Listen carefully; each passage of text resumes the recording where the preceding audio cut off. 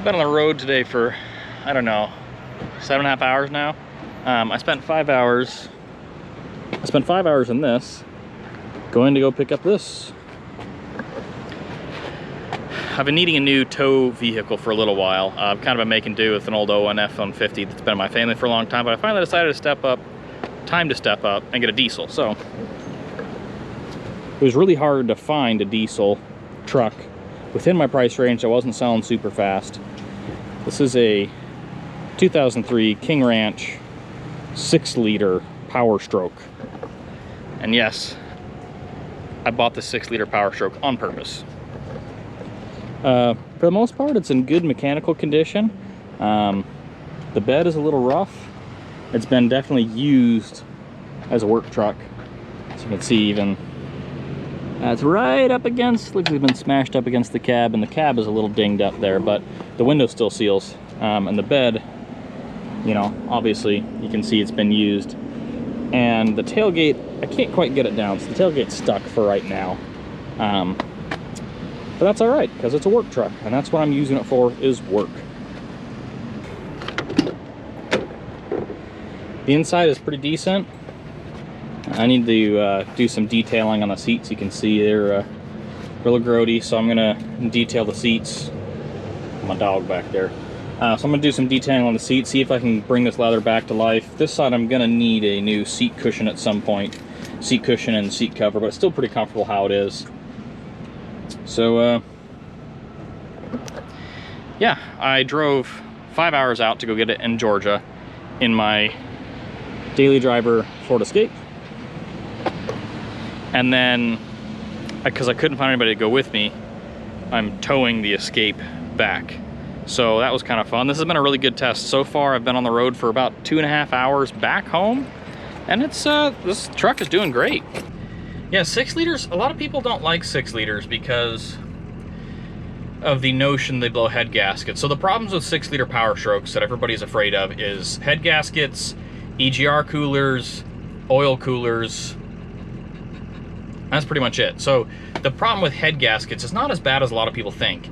So originally when these first came out, they were one of the first production vehicles to have an EGR cooler for the EGR system. And so after however many miles, you know, 50,000 miles, however many miles, you know, you get a EGR cooler that gets plugged up or cracks.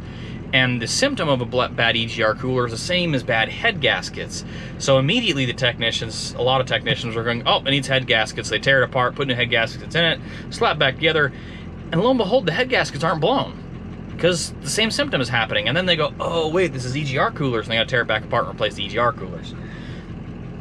So that's happened a lot.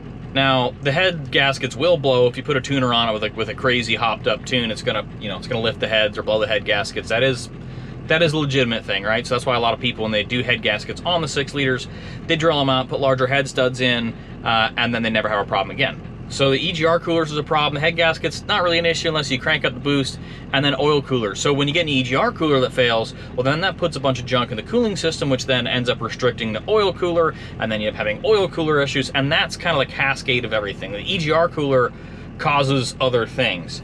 And this truck has been very well maintained. The guy I bought it from, his grandpa was the second owner, his grandpa's buddy was the first owner, and they haven't put any kind of crazy tune on it or anything, and they've pulled 20, 30,000 pound trailers with it, no problems. It's got upgraded, it's got helper springs in the back as well as a gooseneck, so that's pretty nice. And it does have a tuner because it's got EGR delete on it, but they didn't up the boost pressure, so it tows really well. 193,000. I actually bought it with 192 and some odd miles on it, so I put quite a few miles on it. I'm getting like 12, 13 miles per gallon on this, which is pretty awesome considering my F-150 I was getting like 4. So I'm pretty happy. You know, I spent, you know, the max range of my budget. You know, I spent just under $12,000 on this truck. So probably more than I should spend for let's see, 2003, it's 2021, 18-year-old truck. But you just can't get a good deal on a truck right now because of COVID and everything, the availability of trucks and the microprocessor shortage. You can't buy new trucks, so that makes older trucks more appealing. So the prices of everything has been going up, which is how I was able to afford this in the first place. We sold the Focus ST and bought this with what we made off it. So yeah, it's pretty good. I'm pretty excited about it. I have really missed having an adequate tow vehicle because for the last couple of years, you know, I've had this old 01 F-150. I also rented a U-Haul trailer and pulled it behind. I had a 2020 Explorer for a little bit, and before that I had a 2019 Ford Ranger, and before that I had an 18 F-150. So I haven't really had a proper tow vehicle since the 18 F-150, and that was a diesel, and that was fantastic. I wish that I could have afforded to buy it. I had it as a work vehicle, so I get cycled through cars every so often, and it was phenomenal, but just a little outside of my price range. You know, on that I was getting like 18 miles to the gallon while towing. This, so far, I'm getting about 12, and I haven't been able to do this in a long time. Set the cruise control on, had like 70, 75 miles an hour while towing. I have missed this so much. You know, it's an older truck, so the cruise control isn't super precise. So every now and then it goes over, goes under, but it's really fantastic. It came with a trailer brake controller, stock stereo and everything. The volume knob was a little funny on that, so I have a new head unit coming. Oop. See, look, cruise control as I'm going up a hill. Oh my gosh, this is awesome. I have a new head unit coming for Android Auto stuff, so that way I don't have to use my phone for navigation, and I can just use the head unit and plug my phone in. So yeah, it's awesome. You know, there's a few things like, you know, leather needs some restoration. Like I said, it's a little dirty, but I think I should be able to get most of that back to, like, I should be able to restore most of the leather. And if I can't, I know that replacement covers are readily available for these, which is super cool. I didn't realize that. For these King Ranch, you can buy new covers for them super easy. So, and they're pretty affordable too. Yeah, this is great. All right, so I've had the truck for one day and I've already done some mods to it. Well, one mod. Head unit, because this had the stock stereo in it. So,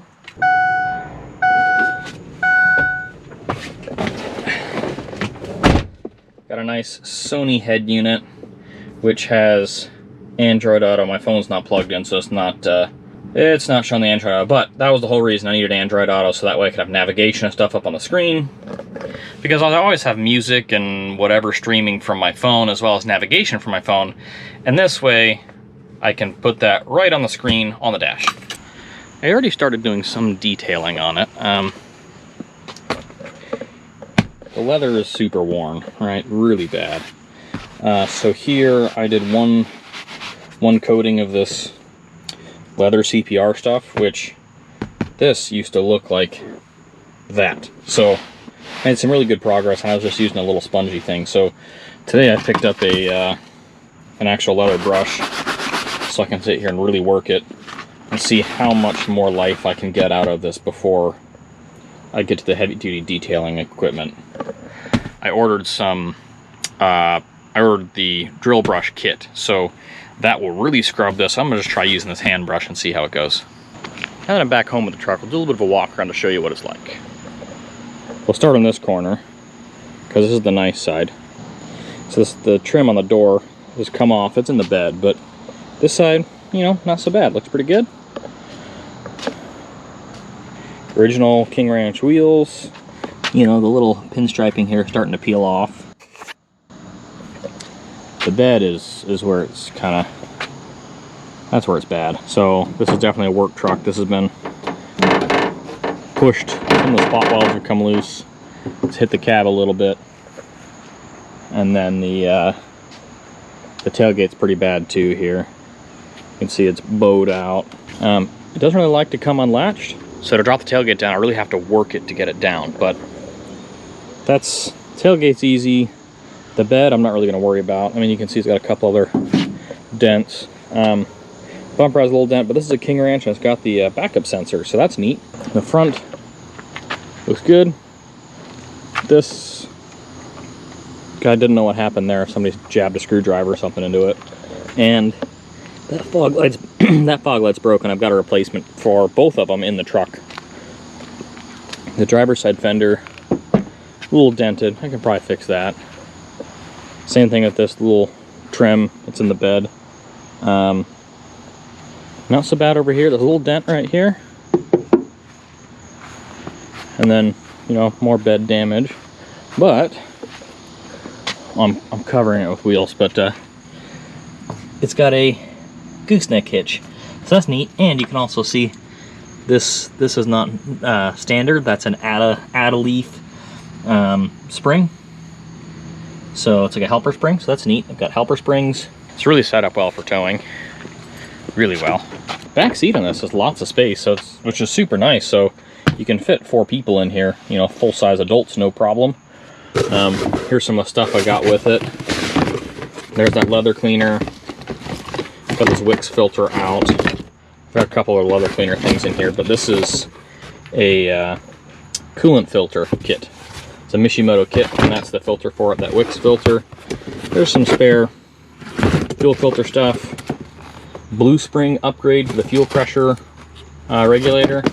That's the box for the fog lamps. Let's go pop the hood real quick. 6.0 Powerstroke. That's where that coolant filter goes. Let's get started installing it. Dual battery because of the diesel, right? One battery here, one battery over there. It's got this big old AEM brute force intake on it. Also has this air raid filter, I don't know, air raid intercooler piping, that's what it looks like. Sinister diesel, or fuel cap and oil filter cap. Just nice, both of those have little bungs in them for tapping for a pressure gauge. A couple of wires dangling out here, not really sure what those are for. Should be a pretty solid truck. I'm really excited about it. It's not the most cosmetically appealing truck. You know, needs some work, but for what I paid, I really can't complain. And this leather is already coming back to life quite a bit, so probably need to do a couple more passes with the leather CPR on it. I don't know if I'm gonna be able to get this back to normal, but we'll see. And this is really bad. I might just have to get a new cover for it. There's actually a lot of aftermarket covers and stuff for seats, not only for armrests, but seat bottoms, back, even new cushions. So I can get a new cushion for like 35 bucks. And it has heated seats too. I haven't tried those out to see if they work. I think the only thing right now that I found that doesn't work on it is the driver's side window switch. It worked when I picked it up, and then when I got home it didn't work anymore. So I might have to pop this off to take a look at it. Other than that, like, everything's great. Came with tread brake controller, 4-wheel drive works, parking aid sensors work. Solid truck. I almost forgot. Factory side steps that had little puddle lamps on them. That's actually super nice. I was driving home, it was pretty dark. So having those lights, I thought this side steps were kind of dorky, but those lights are actually really nice. I thought I might put some side steps on like I have on my F-150 here. These are supposed to be automated and retract, but I actually like those stock ones a lot.